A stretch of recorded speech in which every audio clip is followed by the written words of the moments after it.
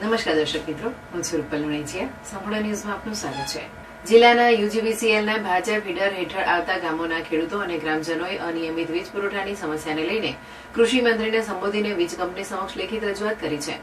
છેલ્લા એક મહિનાથી સર્જાયેલી વીજળીની સમસ્યાના કારણે ખેતી અને જનજીવન પર ગંભીર અસર પડી હોવાનું રજૂઆતમાં જણાવાયું છે. ખેડૂતોના જણાવ્યા મુજબ વરસાદ કે અન્ય કોઈ કુદરતી વિક્ષેપ વિના પણ દિવસ દરમિયાન અનેક વખત વીજ પુરવઠો ખોરવાઈ જાય છે. કલાકો સુધી વીજળી બંધ રહેતા પાતાળ કુવામાં મોટર ચલાવવામાં મુશ્કેલી પડે છે અને પાકને સમયસર સિંચાઈ મળી શકતી ન હતી. રજૂઆતમાં વધુમાં જણાવ્યું છે કે વીજ લાઇનમાં વારંવાર ફોલ્ટ સર્જાય છે અને ટેપિંગ કર્યા બાદ પણ 2-3 દિવસ સુધી સમારકામ કરવામાં આવતું નથી, જેના કારણે ખેડૂતોને લાંબા સમય સુધી વીજળી વિના રહેવું પડે છે. ખેડૂતોએ આક્ષેપ કર્યો છે કે અગાઉ વીજ લાઇન ટૂંકી કરવાની ખાતરી આપવામાં આવી હતી, પરંતુ તેના બદલે નવા વીજ જોડાણો આપવામાં આવતા ટ્રાન્સફોર્મર પર ભાર વધ્યો છે. સતત વોલ્ટેજ વધઘટના કારણે પાતાળ કુવામાં મોટર, ઘરેલું ઉપકરણો અને અન્ય ઇલેક્ટ્રોનિક સાધનોને નુકસાન થવાનો ભય પણ ઉભો થયો છે. અનેક વખત મૌખિક અને લેખિત રજૂઆત છતાં સમસ્યાનો કાયમી ઉકેલ ન આવતા ખેડૂતોમાં રોષ જોવા મળી રહ્યો છે. રજૂઆતમાં ભાજપ ફીડરની વીજ લાઇન અને ટ્રાન્સફોર્મરની